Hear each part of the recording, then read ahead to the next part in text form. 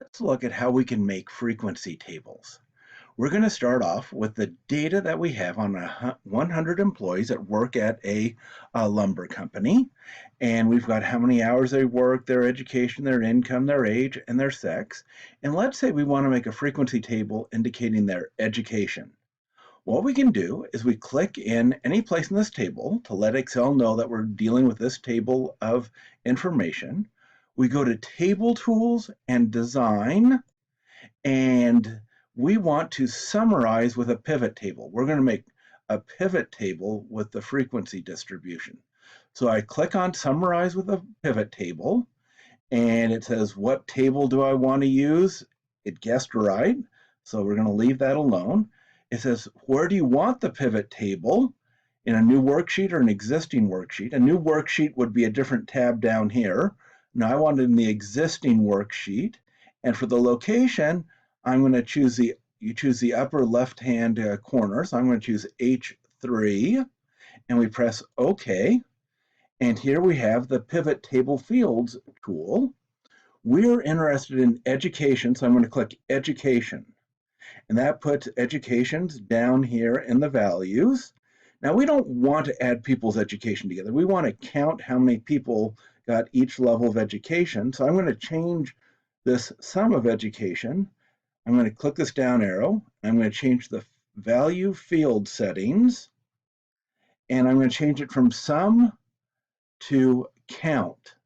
So this is the value field settings. I'm going to change it to count, press OK. And now we've got the count of education. Now, in our table, I want each row to indicate what the education is. So I'm going to drag education into the rows. So I dragged education into rows, and here it's given us a grouping of different educational levels. Now we go 8, so it's like junior high education, 10th grade education, 11th grade education. This one guy, he almost graduated but didn't quite. 12 years is where you graduate. 14 is typically a trade school degree or a community college degree. 16 is a 4-year college degree, and 18 would be a master's degree. Now we want to group these a little bit tighter because they're kind of like going all over, and we could put we could put like the 10s, 11s, and 11.5s together. That might be okay. Let's click inside the table here, the pivot table, and I'm going to right click and I'm going to choose group.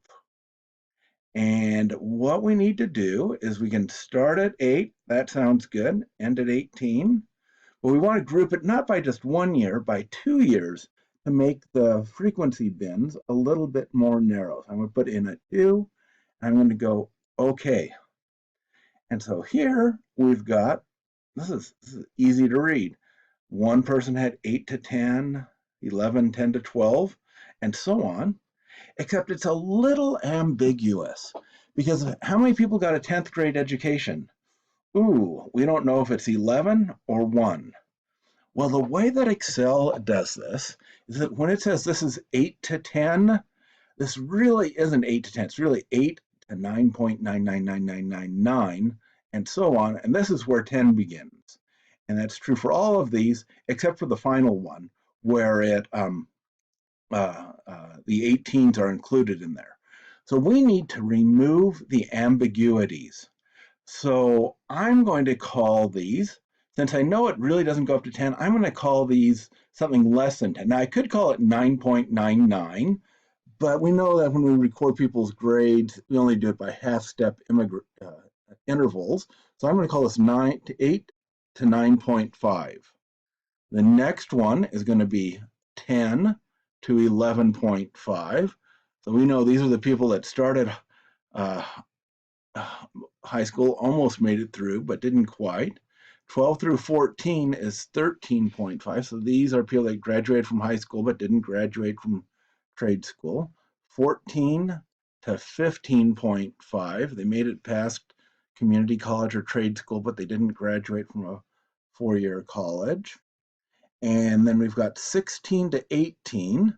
Now let's go back to group, And we really want to go up to 20. So let's change this to 20 so that the 16s and the 20s won't be put together there. So we do that. And now we see that we separated, there's 14 people that graduate from college, 18 people or 8 people that graduate from grad school.